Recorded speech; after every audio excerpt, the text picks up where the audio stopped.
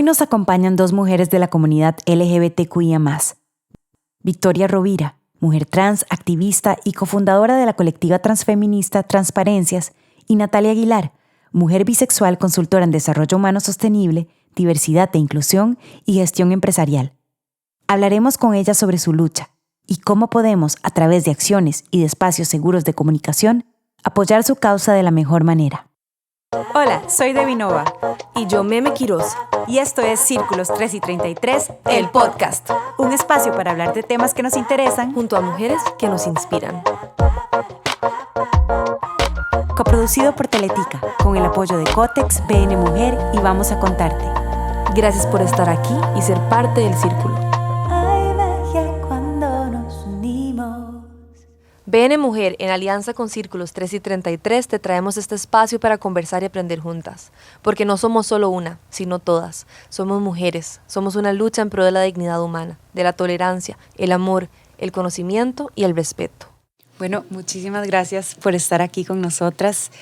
Este es un episodio sumamente importante para nosotras porque, como lo hablábamos, no podemos hablar de la lucha de las mujeres, de la igualdad de derechos para las mujeres sin hablar de los derechos de todas las mujeres en todas sus realidades. Y bueno, por eso están ustedes acá, porque queríamos hablar muy puntualmente de la comunidad LGBTQIA+, y de las mujeres dentro de esa comunidad y de cómo hay que visibilizarlo. O sea, no podemos ser una plataforma de mujeres sin hablar de todas.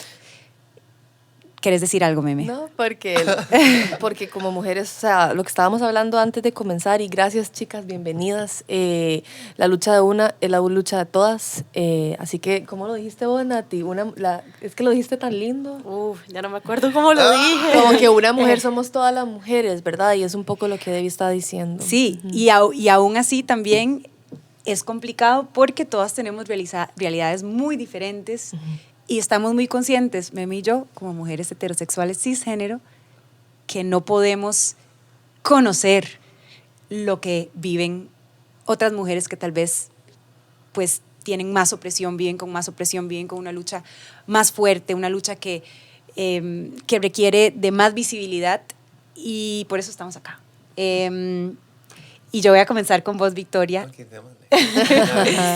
Porque vos fuiste nuestro primer texto en nuestro primer newsletter, que fue hace 2 años. Casualmente En el mes de Pride. Lo estaba buscando las pasadas. Mira, eso fue ya hace rato. Hace rato. Es que la pandemia, hay como un paréntesis mental, por lo menos, de que como que el tiempo quedó congelado, pero eso fue ya hace 2 años. Sí, la pandemia no sucedió. No sucedió.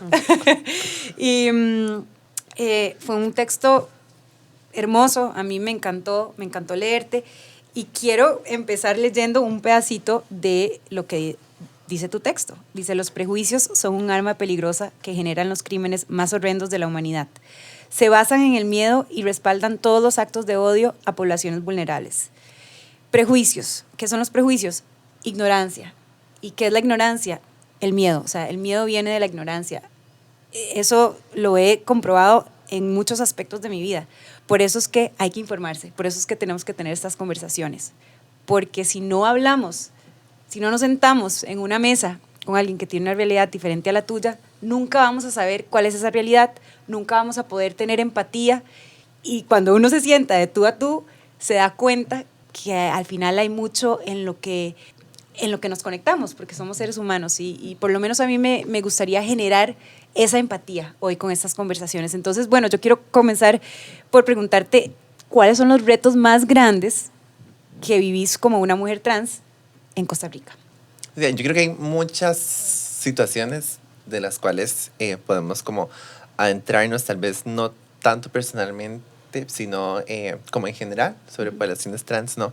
La falta de acceso a educación, acceso a espacios académicos, la falta de acceso a espacios de salud, por ejemplo, donde se nos trate dignamente. Y, por ejemplo, no fue hasta el año 2015 que a las personas trans se les permitió entrar a hospitales públicos, porque antes de eso muchas personas trans no les dejaban pasar de la puerta. No, usted no puede entrar acá, usted no es bienvenida acá, y entendiendo que el sistema de salud en Costa Rica, el sistema de salud público, se ha enseñado como un sistema que es accesible para todas las personas, sin importar si usted es costarricense o no, sin importar su estatus económico, sin importar su etnia o raza, sin importar su religión, usted debería poder ir al Hospital Calderón, por ejemplo. Y pasaba mucho con, por ejemplo, con chicas trans que llegaban con heridas de personas que les cometían crímenes de odio, y llegaban y les decían, no, usted no puede entrar acá, usted se lo buscó. Y yo personalmente sí pasé por algunos casos donde el trato que se me dio era completamente, y pues era inexistente casi, digamos. O sea, era como, no, usted es trans, entonces esto es lo que le vamos a dar, y yo podía llegar por algo completamente diferente, ¿no? Por ejemplo, caso específico de los tantos que me han sucedido era cuando una vez que llegué a pedir exámenes porque quería saber cómo estaba de azúcar, triglicéridos, todo lo demás, y cuando llegué por los resultados, el doctor lo que me dio eran resultados de exámenes de ITS. Y cuando yo le pregunté que por qué me había hecho eso, me dice, no, es que como usted es una persona trans, usted está más en riesgo de obtener una infección, transmisión sexual. Y yo, pero es que yo ya tenía exámenes de eso, yo no pedí exámenes, yo pedí exámenes para saber cómo estaba yo de salud, y nunca lo recibí. Wow. Entonces, y eso no sucedió hace tanto, sucedió justo al principio de la pandemia, si no me equivoco. Entonces, desde ahí, y muchos otros casos, ¿no?, que le han sucedido a muchas compañeras y compañeros trans, del cómo hay una falta de información, que se da mucho a eso, a los prejuicios, a la falta de empatía. Hay falta de acceso de seguridad para personas trans menores de edad que existen, digamos. Yo creo que cuando se habla de infancias y adolescencias trans es un tema como muy tabú, porque no, las personas adolescentes no pueden ser trans, nunca pueden ser más allá de heterosexuales y cisgénero, ¿no? Y cuando se habla de infancias trans es como el mayor pecado, el no está confundido, no sé qué, no sé cuánto. Yo, desde que tengo memoria, yo me reconozco mujer. No hubo un momento en que yo me desperté y dijera, ya a partir de hoy soy mujer, sino que fue un momento en que yo me di cuenta que más bien la gente no me percibía como yo me percibía a mí misma. Pero desde ahí yo también puedo comprender, y puedo ver, sería más que todo la palabra correcta, cómo hay tantas personas, infancias y adolescencias trans que no tienen acceso a espacios seguros, Sí. en mucha menor cantidad que personas trans adultas. Por eso es tan importante este tipo de conversaciones. Y de hecho, yo sé que nos estamos saltando un poquito de las cosas de que queríamos hablar y volveremos a un poquito de lo básico que hablábamos antes, pero si sos esa mujer que nos está escuchando, que no tiene a quién compartírselo, o que o sea, que tiene que mantenerlo en silencio, ¿qué le dirías? O sea, ¿a dónde acude en Costa Rica? Vieras que aquí hay algo que me parece muy interesante, tal vez una diferencia de perspectivas del cómo accedemos a los espacios. Y es justamente, digamos, que vos venís hablando como de mujeres y mujeres, y lo cual me parece bien porque es un espacio que fue creado como desde mujeres para mujeres, pero desde comunidades como las nuestras, por ejemplo, nosotros no podemos pensar sobre mujeres. Porque las violencias que nos abarcan a las personas, a los hombres, a las personas no binarias, a las mujeres también, no en los mismos grados, pero sucede igual, ¿no?, con feminismos comunitarios, ¿no? Que el feminismo comunitario sostiene es que no puede ser un feminismo solo para mujeres, sino podemos incluir el trabajo con los hombres de nuestras comunidades, y se da mucho en poblaciones indígenas, por ejemplo, se da en poblaciones sobre todo afro, donde hay un trabajo comunitario. Entonces, para mí, digamos, cuando hablo sobre esto, no es un mensaje solo a mujeres, sino es un mensaje a personas trans como yo, personas, o incluso personas que no tienen que ser específicamente trans, pero sí personas que están pasando por momentos como estos, ¿no? Y creo que, digamos, los espacios, una va encontrando los espacios seguros. Yo los encontré en mis amistades. Las amistades que ahorita tengo no son las amistades que tenía cuando yo hice mi transición. Tuve la dicha de poder encontrar un espacio seguro en mi familia, que mi familia pues me apoya mucho y está ahí para mí en todos los momentos que los he necesitado. Pero esa no es la realidad de todas las personas, y creo que es eso, digamos. Yo cuando empecé mi transición y mi proceso busqué otras personas como yo, para personas que estuviesen transicionando, que ya habían transicionado, conocer realidades de otras personas y entender que no era la única, Y eso me hizo sentir muy acompañada, la verdad. Claro. Entonces creo que es justamente eso, digamos, cuando se habla sobre poblaciones vulnerables, también entendernos que no solo somos mujeres las que estamos ahí, sino que hay muchos hombres que están siendo Todos. víctimas de violencias por parte incluso de otras mujeres. Claro. Así es. Entonces desde ahí... Es un tema de derechos humanos. Ajá, realmente. exacto. Y ahora dijiste dos palabras claves que son espacios seguros. Y aquí quisiera hablar con vos, Nati, porque admiro mucho tu trabajo. Tuvimos la oportunidad de hacer una campaña muy bonita para el Día Internacional de las Mujeres. Y vos, dentro de tu trabajo, te encargas al fin y al cabo de desarrollar o dar herramientas para generar espacios seguros dentro de las empresas a través de este desarrollo, estrategias que involucren el desarrollo humano, ¿verdad? Entonces, contanos un poquitito de tu experiencia, de cómo estos espacios seguros que decía Victoria, los podemos hacer nosotras desde la realidad, pero también en empresas, ¿verdad? Pueden ser estimulados, ¿verdad? A través de asesorías como la que haces vos y Efecto Boomerang. Claro, yo creo que, yo siempre digo que la mayoría de personas trabajamos la mayoría de las horas en que no estamos durmiendo, o sea, que estamos activas las personas en nuestro trabajo, ¿verdad? O en actividades relacionadas. Y yo creo que no le hemos dado el peso que significa esa cantidad de horas, esa cantidad de energía, esa cantidad de, ¿verdad? de recursos que utilizamos en nuestro espacio de trabajo.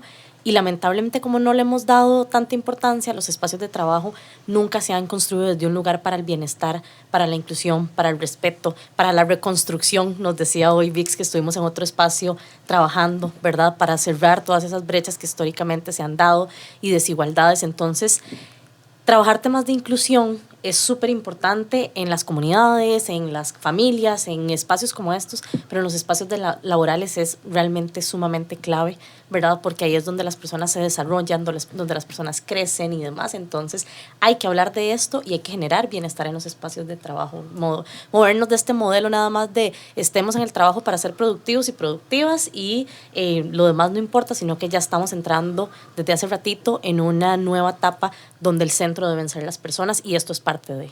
Y bueno, gracias, Victoria, por llamarme la atención, porque somos todos, nos abarca a todos, nos influye a todos, y tal vez eso me hace regresarnos al principio, que tal vez podemos hacer la distinción de identidad de género versus orientación sexual versus expresión de género. Uh-huh.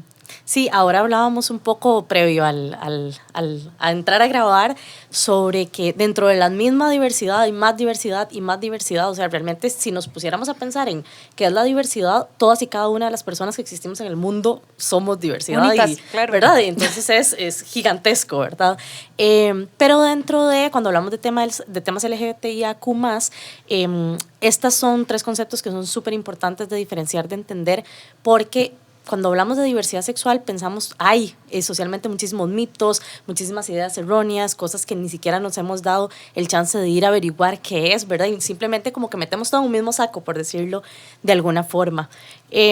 Cuando hablamos de identidad de género nos referimos a ese sentir específico, esa forma en que una persona se identifica, ¿verdad? Esto puede corresponder o no con su asignación biológica de sexo, ¿verdad? Y no tiene nada que ver, son categorías independientes y es esa vivencia personalísima e íntima que tiene la persona de su identidad. Cuando hablamos de orientación sexual, más bien nos referimos a esa capacidad que las personas tenemos para sentir atracción física, sexual, afectiva, emocional, ¿verdad? Como toda esta parte vincular también hacia otras personas que pueden ser de nuestro mismo género, que pueden ser de otro género, puede ser una persona, pueden ser varias personas también, ¿verdad? Y cuando hablamos de expresión de género, esta es como una categoría que es un poco como más social, ¿verdad? Porque tiene que ver con los rasgos, con la forma en que expresamos nuestra identidad muchas veces, pero esto como que se ha construido obviamente desde un mundo muy binario, ¿verdad? De lo femenino y lo masculino. Entonces claro, decimos, claro, tiene una expresión femenina o tiene una expresión masculina y eso es casi que lo que socialmente hemos identificado, ¿verdad? La expresión tiene que ver con los gestos, tiene que ver con la ropa, tiene que ver con la forma en que nos comportamos, ¿verdad? Con nuestra voz, o sea, con una serie de elementos como más externos, pero la expresión también eventualmente podría, por ejemplo, estar alineado o no con la identidad de género. Hay una persona que eventualmente eventualmente podría tener una identidad de género no correspondiente, por ejemplo, a su sexo biológico, pero no tiene las condiciones seguras para expresar su género de esa manera, ¿verdad? A lo mejor esa persona quisiera vestirse de X, Y, Z, pero va a recibir tanto castigo social que decide como ocultar, por decirlo así, la verdadera expresión, la forma en que quisiera expresarse, y se expresa de otra manera. Y aquí nada más por poner un ejemplo, algo súper importante es que estas tres categorías son completamente independientes y lo que pasa en una no necesariamente me debería marcar otra. Entonces voy a poner lo clásico y lo voy a decir así. Vemos a una mujer que usa ropa holgada, que no se maquilla, que tal vez tiene el pelo corto, inmediatamente en nuestros cerebros sesgados y socializados en esta cultura dice lesbiana.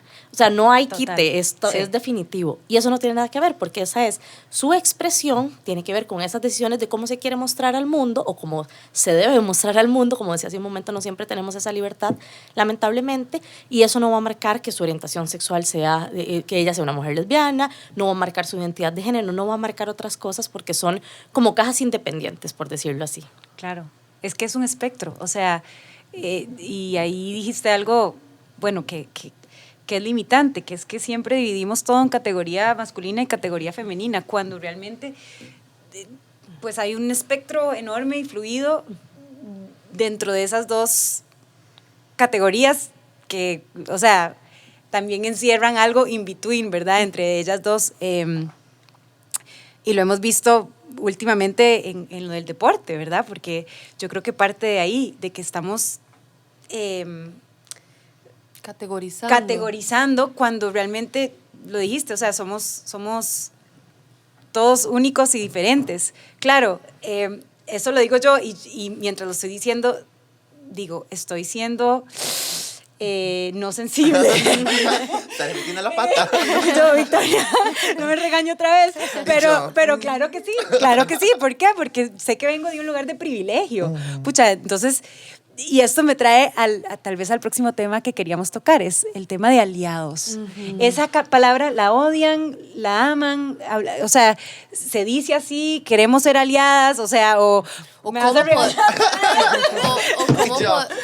yo creo que a mí la verdad, como persona que no soy parte de la comunidad, lo que siempre pienso desde mi trabajo y desde mi privilegio y mi posición es cómo puedo, ¿verdad? Y lo hacemos mucho en Círculos 3 y 33, es cómo podemos apoyar todos los grupos donde estamos todas las mujeres y las minorías y etcétera. Y tal vez a nivel de comunicación se dice, ¿cómo podemos ser mejores aliadas y aliados, verdad? Entonces uno lo escucha tanto que dice, como, ay, otra vez esa palabra, pero en el fondo, digamos, al menos nosotras eso es lo que sí queremos, ¿verdad? Queremos y sabemos que quienes nos escuchan también pueden decir, pucha, desde donde estoy, desde lo que sé, ¿cómo puedo ser mejor, cómo puedo ser una aliada efectiva de esta comunidad? Entonces, yo quisiera saber también, ¿verdad? Desde la individualidad, desde nuestros trabajos, desde donde estamos.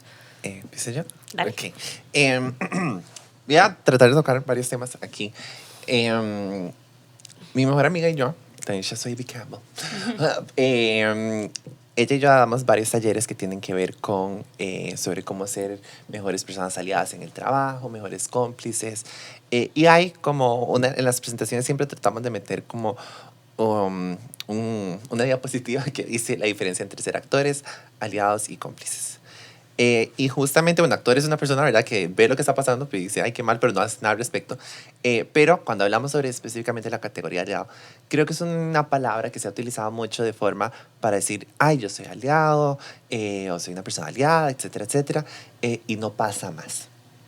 Es importante entender que esto es un verbo y no un adjetivo, ¿no? No es algo que usted nada más se echa encima de que, ay, vean, ustedes pueden estar conmigo porque mi mejor amigo es gay o mi mejor amigo es negro y entonces yo no soy una persona racista o yo no soy una persona homofóbica, etcétera, etcétera. Y desde ahí entonces cae en que nos quitamos la responsabilidad de cometer acciones que vayan a, pues, de alguna manera desafiar lo que son sistemas de discriminación. Y que al fin y al cabo la discriminación en muchos casos es eso, es un sistema. El racismo, la transfobia, la xenofobia, todos esos tipos de discriminación son sistemas, porque no existen solo en la actitud de las personas, sino que existen en sistemas que se crean, en espacios físicos que se crean para excluir a estas personas.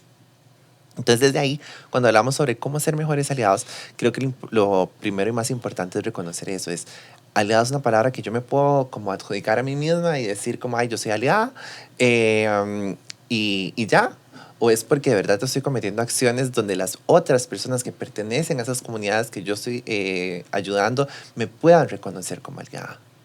Si yo llego y digo, yo soy aliada de X comunidad y esa comunidad también no me puede reconocer como aliada, ¿cuál sería mi acción? Reclamarles porque yo digo, ay, es que yo he hecho tanto por ustedes y ustedes no lo pueden reconocer. O decir, mira, tal vez lo que yo he hecho no se acerca ni a lo mínimo que yo podría estar haciendo. Entonces, desde ahí yo creo que si hacemos ese cuestionamiento, porque tal vez no les puedo dar la respuesta de qué cosa específica puede hacer usted para ser mejor aliada, pero si usted puede tal vez reconocer que a la población a la cual usted quiere ayudar o a la cual quiere visibilizar de alguna manera, si usted no tiene un acercamiento a esa población, y creo que también es justo porque, digamos, en meses como estos, el tema LGBT es muy popular. Y todo el mundo es como, ay, yo soy aliado, pero usted es aliado de personas, de hombres gays, por ejemplo. Y conoces a una persona trans que la conociste por redes sociales y entonces ya decís, soy una persona aliada. ¿Y qué pasa con todas las otras personas trans que están en la calle, por ejemplo, en situación de calle? Que la pandemia fue, digamos, los efectos de la pandemia afectaron tanto a la población trans, sobre todo cuando hubo restricciones de horario. Digamos, para muchas personas trans, el único acceso a un trabajo es trabajo sexual. Claro. Porque eso es lo único que hay. Y no porque no haya un esfuerzo por parte de las personas trans, es porque ni siquiera tienen acceso a educación escolar. Entonces, si no hay un espacio que les permita estar seguras dentro de una escuela, si no hay un espacio que les permita estar seguras dentro de sus familias, dentro de los sistemas gubernamentales de protección a las infancias, ¿cómo van a tener acceso a oportunidades laborales? Y todo lo que tiene que tener una persona para tener acceso a laboral ya se les quitó. Entonces, para muchas personas, obvio, el trabajo sexual es lo que hay. Y durante la pandemia, por ejemplo, el primer año de la pandemia, que habían restricciones que empezaban a las 5 de la mañana y a las 5 de la tarde todo el mundo tenía que estar guardado. Y no había forma de ejercer trabajo sexual.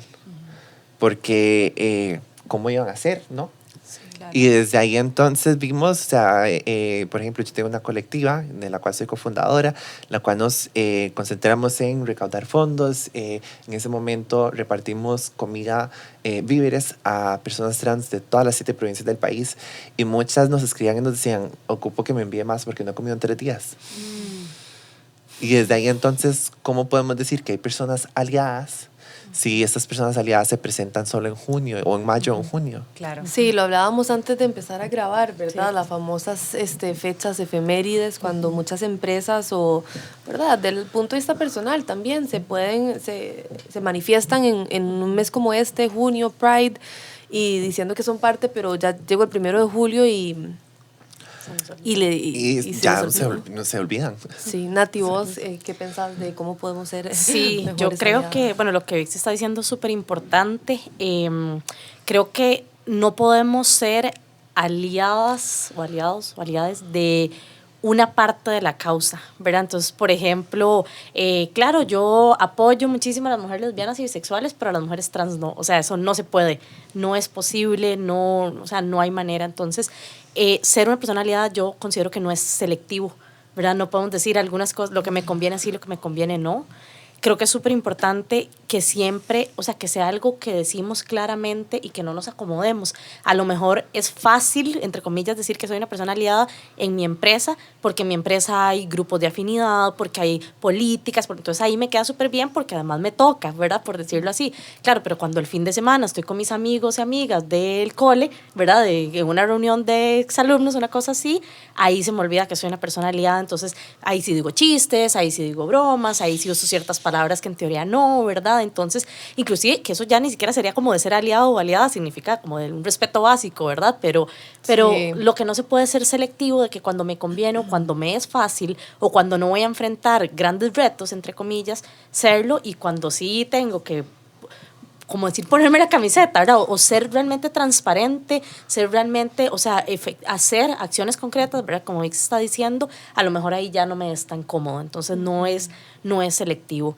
Y otra cosa fundamental que ya Debbie más o menos lo ha ido comentando es que tengamos muy claro de nuestros privilegios y cómo podemos usar esos privilegios que tenemos para ser personas aliadas. Si yo en mi organización, en mi familia, en mi comunidad, donde sea, tengo el privilegio, por ejemplo, de ser un hombre blanco, heterosexual, cisgénero, la sociedad te ha dado un privilegio, definitivamente, hay que usarlo y hay que usarlo de manera respetuosa, por supuesto. Si yo, ahora decíamos, yo, Natalia, y ahí me verán, tengo una expresión de género súper femenina, ¿verdad? Y que si me maquillo y que como me veo y tal, tengo ese privilegio que muchas, por ejemplo, otras personas, mujeres, que no tienen una expresión de género tan femenina y tienen una orientación sexual como la mía, digamos, bisexual o son mujeres lesbianas, van a tener mayor castigo social. Y entonces, como yo, cada persona somos conscientes de todos los privilegios que tenemos, todas las personas en algún momento tenemos privilegios y todas las personas en algún momento, o la mayoría de personas, tenemos algún tipo de opresión, ¿verdad? Por algunas de nuestras características, de nuestras intersecciones, de nuestras realidades. Entonces, ¿cómo identifico primero y luego uso esos privilegios para ser realmente una persona, pues, aliada lo mejor posible? La congruencia. La congruencia, completamente. Sí. Sí, me preguntaba porque ambas mencionaron el sistema, la sociedad, o sea, esto es un problema de raíz, o sea, es un problema sistemático. Y ambas, Meme y yo, que trabajamos en el área de comunicación, bueno, yo haciendo música, vos en una empresa, o sea, qué importante el rol que ha tenido el Miria en el acceso a estas realidades. O sea, dale. Porque la misma comunicación ha hecho opresión sin saberlo, digamos, y hace tal vez, no sé, cuando había visibilidad de alguien de la comunidad LGBTQIA en una serie de televisión, por ejemplo. Entonces, si eso no se percibía como un ejemplo de una familia en un sitcom, digamos, entonces, ¿cómo eso no podía ser? Eso, entonces, bueno, no era suave, como concebido. me acaba de surgir la pregunta, o sea, ¿cómo se sienten ustedes? Digamos, ¿cómo te sentís vos de una serie como Pose, que a mí me fascina? Yo no, Pose, a ver, Hay de todo. hay de todo, hay de todo. No, Pose para mí es una serie, digamos, lo que representa. Tal vez la serie no me gusta tanto porque ya por gustos, por gustos personales, okay. O sea, como que el guión y a veces las cosas como que pero no tiene nada que ver con el tema trans, digamos.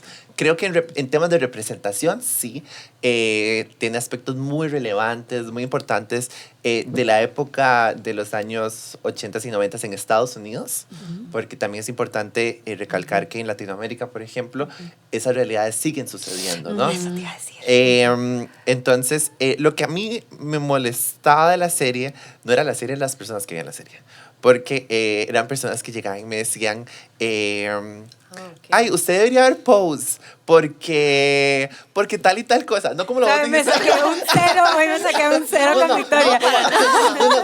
No como lo dijiste vos, sino que era como que yo me tenía que educar de esa serie. Y yo, usted sí se da cuenta que yo soy una persona trans, ¿verdad? Las violencias y las vivencias las he vivido, las he experimentado. No necesitas una serie. No necesitas una serie de Netflix para saberlo. No, y realmente, Debbie, o sea, me parece que es un ejemplo buenísimo y tal vez yo desde mi área de trabajo, comunicación, recuerdo el primer anuncio cuando Tiffany, ¿verdad? Que es como este ícono de anillos de compromiso y matrimonio, cuando en un anuncio puso a 2 hombres. Ajá. Y me fue súper aplaudido, o sea, fue increíble. Claramente también mucha gente lo dio, pero o sea, qué bueno también fue haber visto como a 2 hombres y el día de mañana a 2 mujeres y todas las representaciones del amor, bueno, ¿verdad? Eso es otra cosa. Y eso es algo que yo publiqué hoy en mi Instagram sobre qué significa. Qué significa la representación exactamente. Porque no vamos a hablar específicamente de Tiffany & Co. porque yo no sé nada sobre Tiffany & Co. más que es muy caro y que han robado cualquier cantidad de joyas de países de África y entonces pues eso es lo que yo sé. Tema aparte. O sea, pues pero es importante recalcarlo, ¿no? Pero no sé exactamente qué es lo que hacen por la población LGBTIQ+. Ok, pero entonces gracias por enseñarme esto y educarme, porque yo desde mi realidad y privilegios yo lo vi como algo súper bueno por la representación. Exactamente es eso. La representación es un arma a doble filo.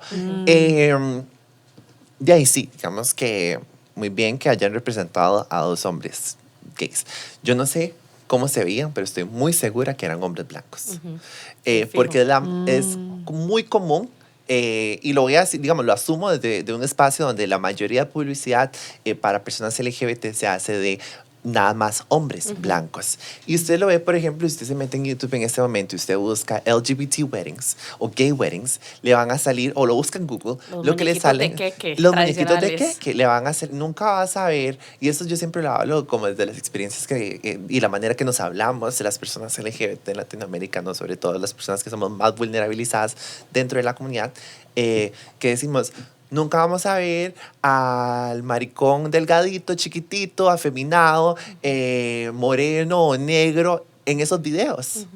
Vamos a ver a un hombre blanco de clase alta o de clase media alta, que cumple estereotipos de belleza establecidos por la misma comunidad gay, que puede comprar Tiffany & Co.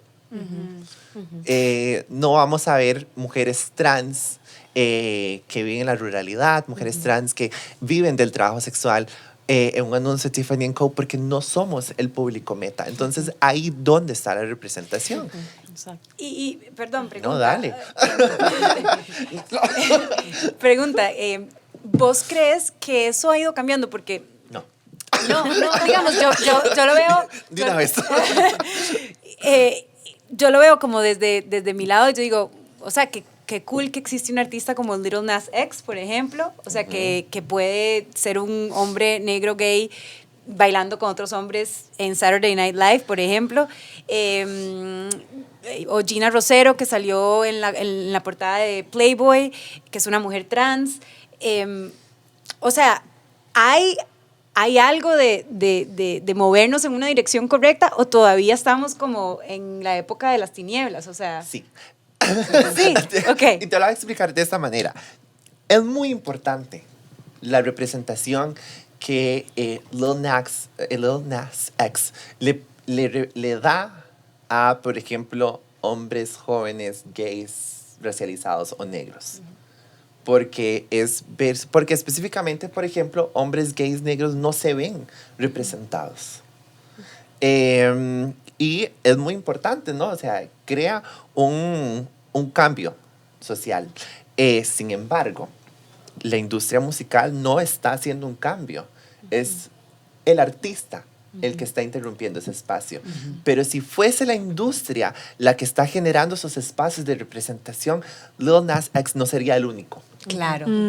Sí, yo creo que otra cosa importante es, ahora yo decía, hay como un fenómeno que se llama el rainbow washing, ¿verdad? Que lo que dice es también como preguntarnos cuál es la honestidad detrás de la marca cuando hace alguna campaña de representación, ¿verdad? Porque al final si decimos no nos podemos acordar de Pride solo en junio, yo no puedo hacer una única campaña donde represente algo entre toda la comunicación y todo el mercadeo que hace una marca, ¿verdad? O sea, si esa marca realmente estuviera comprometida con ese tema, además probablemente no solo va a hacer una publicidad, sino que va a tener otro montón de estrategias internas para su público, digamos como su personal y externas para trabajar en estos temas, ¿verdad? Entonces, y lo voy a decir con esta frase tan popular tica, se siente como que es atolillo con el dedo, ¿verdad? Es como, claro, aquí tiene, entonces ya cumplimos nuestra cuota, nos vimos bien, le quedamos bien mal a alguna gente, pero le quedamos súper bien a otra gente porque está como de moda, ¿verdad? Hablar de inclusión y vemos que es importante,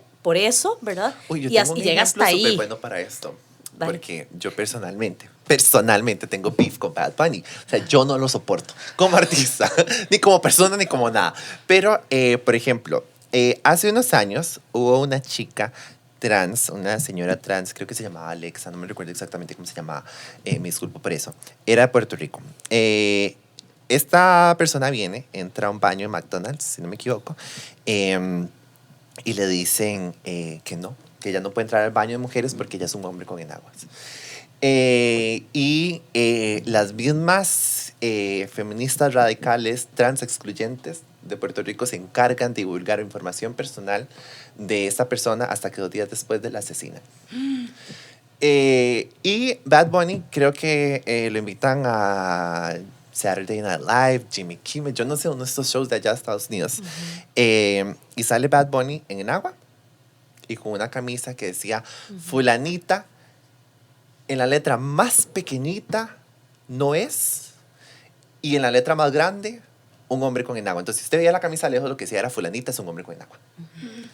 Y Y dentro de la población trans hubo una discusión muy grande porque decíamos, esta no es la representación que necesitamos.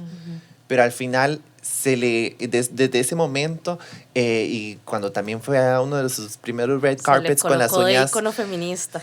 De icono trans. Bad Bunny es un aliado trans. Y eran personas que no eran trans diciendo exactamente que es eso lo que ustedes dicen. No puedes apropiarte de algo que... Pero es que no exactamente tu lo que vos realidad. decís y lo que Nati decía. ¿Quiénes al final aceptan esa representación? Sí. No son esas poblaciones, son las demás poblaciones que dicen, esta persona ya hizo lo suficiente, que es lo que decía Nati ahorita.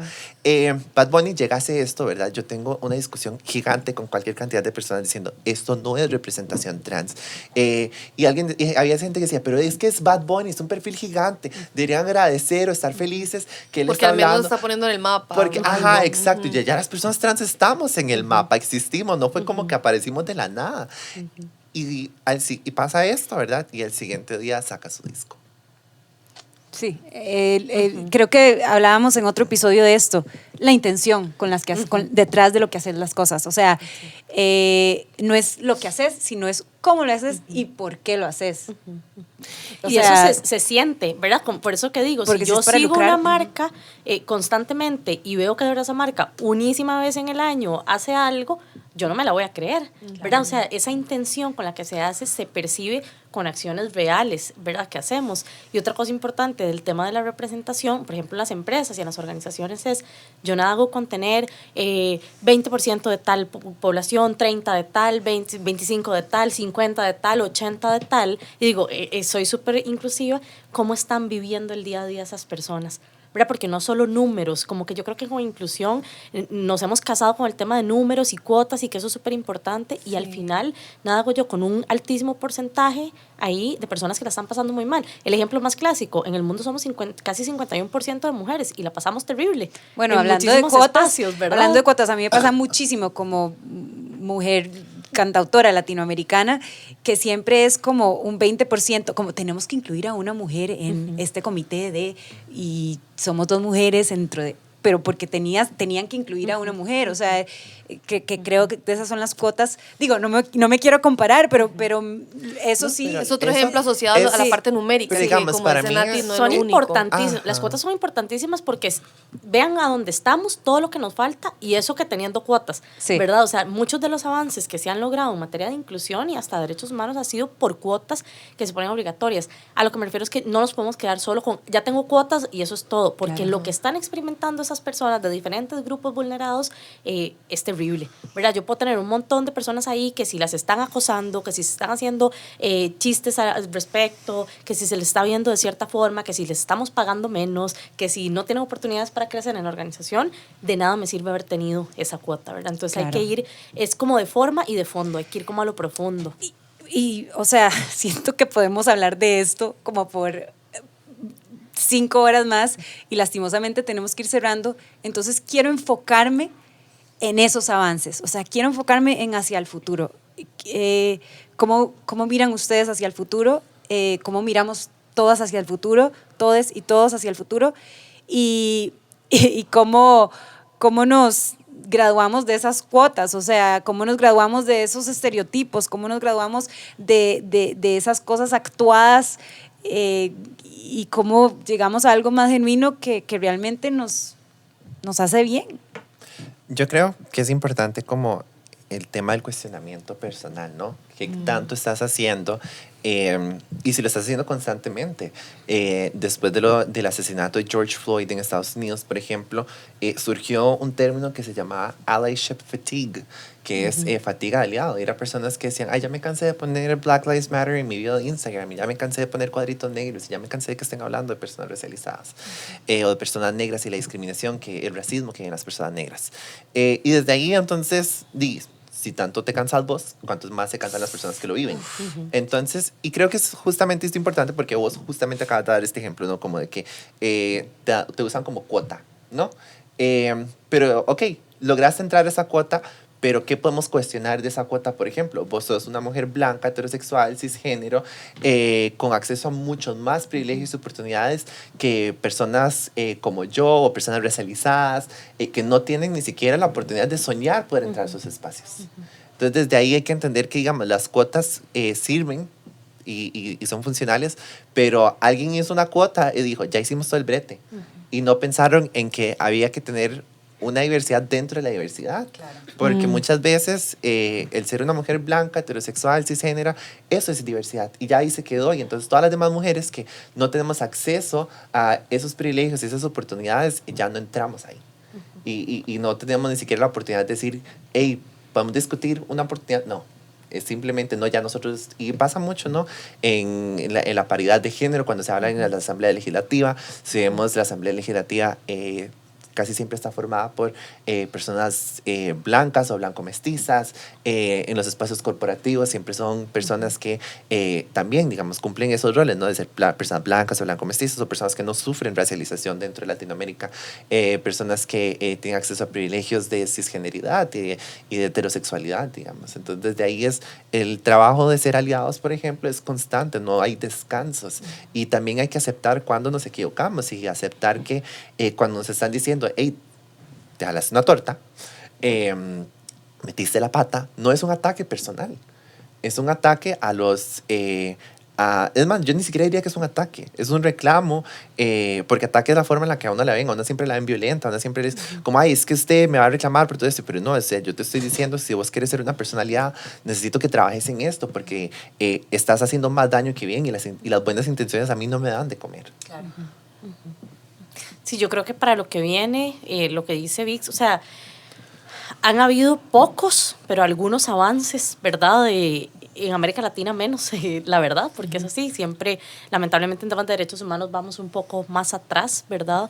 Y yo siempre digo, hay que reconocer avances, pero cuando todavía hay personas muriendo por su orientación, bueno, muriendo no, que las están matando más bien directamente, por su orientación sexual, por su identidad de género, demás, a veces decir, claro, pero ya hemos ido un poco avanzando, es como invisibilizar todo eso que hace falta, que es enorme, ¿verdad? Claro. Entonces, ese trabajo personal yo creo que es súper importante, empezar a tocar más estos temas en diferentes espacios, ¿verdad? A mí me preguntaban, es que como uno dice, comunidad, población, personas, ¿verdad? Y eso yo no diría que hay como una verdad absoluta, creo que depende muchísimo de las vivencias de cada quien, ¿verdad? Pero mucho de lo que se ha criticado de hablar de comunidad es como que ha sido separatista. Y claro, porque nos ha tocado mucho acuerparnos entre nosotros mismos, ¿verdad? Para poder soportar muchas de las discriminaciones que hay ahí en la calle. Pero creo que entre más estos temas se tocan, por ejemplo, en los espacios empresariales, como hablábamos, en espacios comunitarios, en espacios como estos que le llegan, digamos, como a públicos muy diversos, que personas que están en diferentes espacios, creo que eso es fundamental. Hay que posicionar el tema también en toda la política pública, ¿verdad? Que eso está, ahí estamos a años luz, ¿verdad? No, estamos, yo no sé si ni siquiera en pañales, no sé si ya nacimos, ¿verdad? No sé, hay que ir a, o sea, como que este es un tema del cual hay que generar incidencia en un montón de espacios, y yo creo que el papel de las personas aliadas es súper importante, porque lamentablemente la gente de la comunidad, por más que luchemos, le pongamos, arañemos, ¿verdad? Y pongamos todos los esfuerzos para que la aguja se mueva, no nos van a dar la misma pelota, porque es la verdad, a esas otras personas que tienen un privilegio, ¿verdad? Y que si lo saben usar como debe ser, pueden ayudar muchísimo a mover la aguja. Entonces, creo que al final terminé diciendo mucho lo que decía Vix, hay que irnos a la responsabilidad individual de cada persona. Es un sistema, como decía Vix, pero ese sistema lo creamos todas y cada una de las personas que estamos en el mundo. Entonces, hay que trabajar como personas en esa responsabilidad individual, en esa autocrítica, en esa reflexión constante, y de ahí en adelante, con todo el respeto, actuar e ir, y eso nos va a ayudar a ir moviendo la aguja, ¿verdad? Pero es eso, hay que involucrar a muchos más sectores, a mucha más gente diferente a seguir trabajando sobre esto. Bueno, demasiado lindo. Sí, muchas gracias. Me encanta que terminamos con la reflexión, con llegar a esos espacios internos de reflexión, porque al final nos toca a cada uno y cada una de nosotros, ¿verdad? Y les agradecemos enormemente estar aquí y compartirnos desde sus realidades. Y no regañarme tanto. No, gracias, de verdad. No, muchísimas gracias. Yo no siento que yo la haya regañado. No, mentira, estoy molestando. No. Sabes, yo nada más quisiera decir algo antes del cierre con esto de los regaños y demás. A mí me gusta mucho hablar de crear como zonas seguras de aprendizaje, ¿verdad? Donde realmente, claro, dentro de un marco de respeto, porque muchas veces las personas irrespetan y demás con base en yo estoy aprendiendo y se dejan hacer o decir cualquier cosa y no, es parte de crear un espacio seguro de aprendizaje. Todas las personas estamos en ese constante aprendizaje, no solo sobre el tema de inclusión, sobre absolutamente todo, y qué bueno generar esos espacios. Sin embargo, otra cosa muy importante que las personas aliadas pueden hacer es la responsabilidad de seguir educando para que no nos discriminen no debería ser nuestra. Y hay muchas personas dentro de la comunidad que están agotadas de vivir toda su vida educando a sus familiares, personas de la comunidad, de sus escuelas, bueno, de todos los lugares, sobre qué deberían hacer para no tratarnos mal, para no discriminarme, para no tal cosa. Entonces, yo también creo que para todas las personas que ya estén cansadas y no quieran hacer esa labor educativa, tienen todo su derecho, así como hay otras de la comunidad que quieren seguir trabajando desde esa línea, pero creo que en ese sentido también el papel de las personas aliadas es súper importante y de nuevo la responsabilidad de cada quien de autoeducarse, de buscar espacios como estos y demás para no devolvernos, es como, además de que las discriminamos, les violentamos y demás, tienen que decirnos cómo no se debe hacer, ¿verdad? Y este tema de la sobreeducación es desgastante, ya es demasiado desgaste. Entonces, es una labor emocional. Exacto, es una labor emocional súper fuerte, entonces hay otra vez llamada a la mesa de todo el mundo hacerse responsable. Ahora, si a mí me quieren pagar.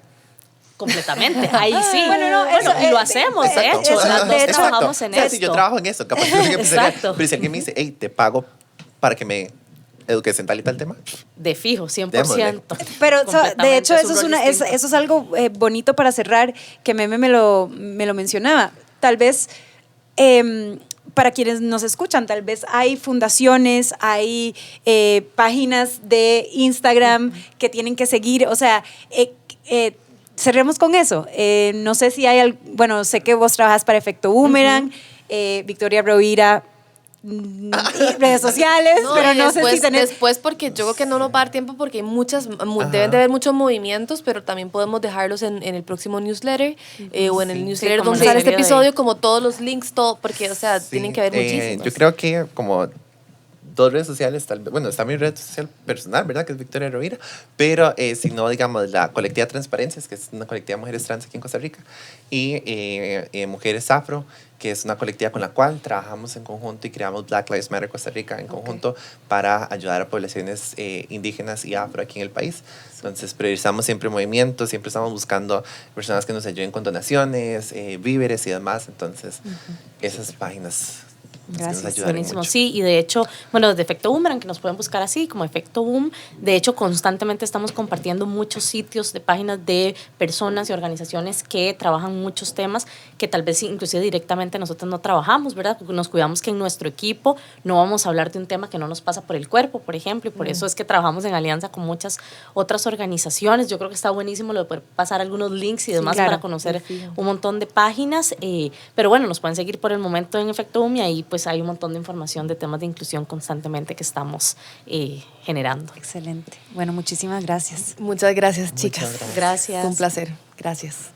Gracias a este episodio hemos realizado una donación en nombre de todas las hermanas del Círculo a la Asociación Transvida, una organización costarricense creada por y para las personas trans.